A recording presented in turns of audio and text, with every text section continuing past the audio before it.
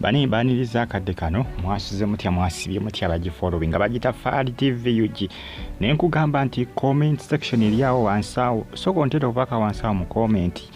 ate oserengo following mbuli ajo sinzidde okubanga following Fali TV UG waliyo Fali UG News waliyo KPTV UG kusanik RTV Uganda now zona YouTube channel zange muzi following temujja kubanga mwejisa bagamba nti Pastor Bugingo ne mukyalayo amanyikidwa nga Makula Suzan Makula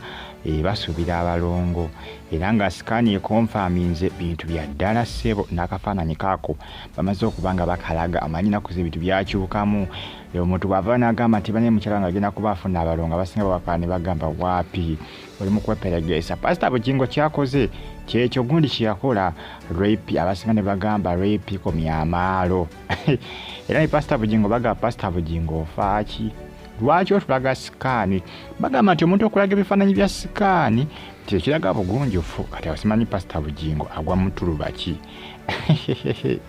agwa mu tulubaki naye nga ebifaananyi byabiraze anti agamba nti bulijjo agamba nti mukyala wagenda kubanga azaala abasinga bo nga tubiwakana ku social media era mbuno agambye kakole ki kasalewo kubanga alaga ebifaananyi leero Sunday service wali kukananira ndi abana agenda okusaba mwandibadde mweteekateeka kubanga ekitu kyakutte dda wali kukananira ndi musubscribinge munyige kale wali ku HPM House of Prayer Ministries chachi ya Musumba Rose Bugingo mukyala we asuubira abalongo mundange information ebazo kubanga confirmingibwa information confirmingidwa basuubira abalongo zinalimanyi tebajja kuzaala olw'ensonga nti Pastor Bugingo akyali mufumbo ne Teddy Bugingo mama byagwawo debe tebikyali bintu biri serious Pastor Bugingo ayagala kola mbaga ne Makula naye mbaga koti yagamba mukulu sebo nti simanyi kubanga nsakati Makula bwabanga bagamba nti ali Olubuuto Lwa Balongo ngali Olubuuto esaazo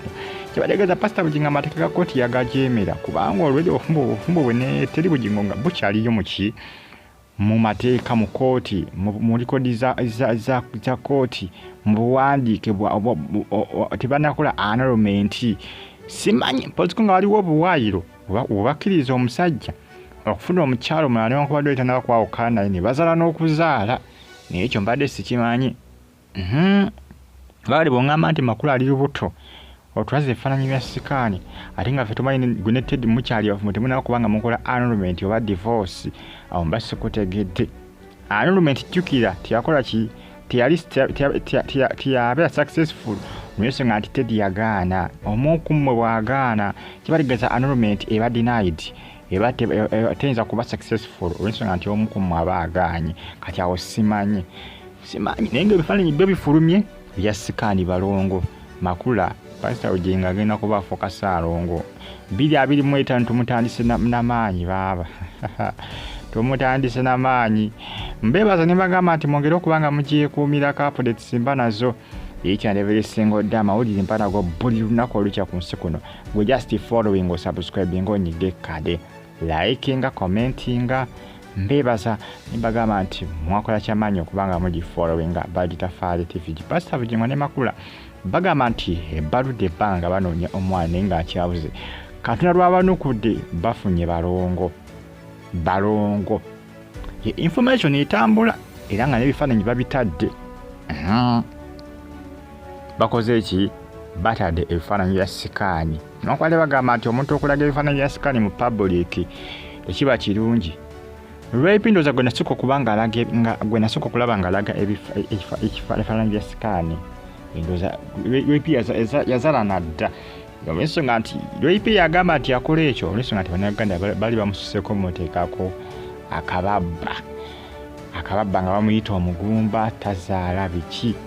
nga yakaba nakuko ku maziga mu kamera enayo koshokola bonita bali bamukolako interview awo bannamawulire bamubuuza ebibuuzo awo n'akulukusa ku maziga olw'okumuyita omugumba bantu bangi bakyawakanya mwana wa lwepi gwe yazaala nga bagamba nti enkwaso bamukuba nkuba embwa basinga bakyawakanya bagamba waapi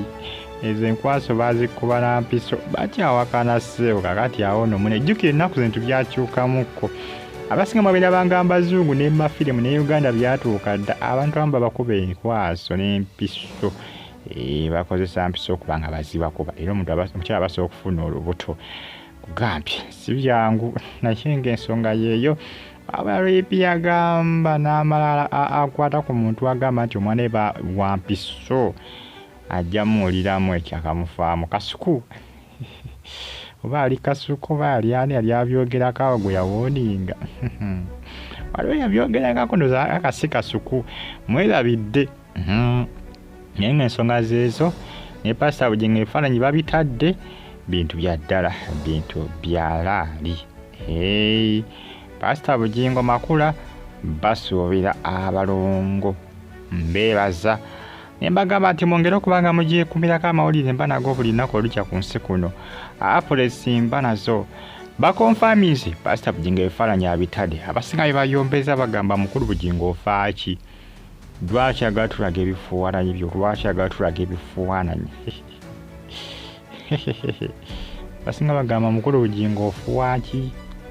lwaki agala tulaga ebifuuwananyi otulaga bifuuwananyi byo tetwagala kumanya bikwatagana ku bifuuwananyi byo naye nga leero Sunday service wali ku Kanani Land mu 2025 mwezi gwa February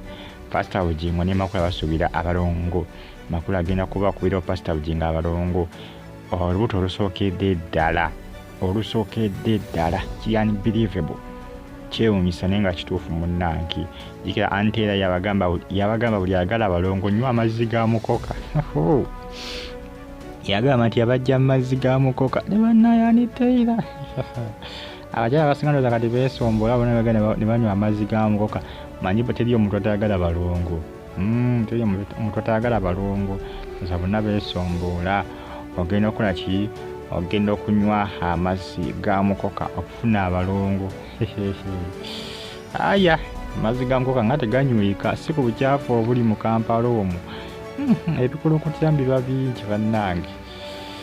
anteera yabalimbalimba musabuscribinge fa RTV mweraba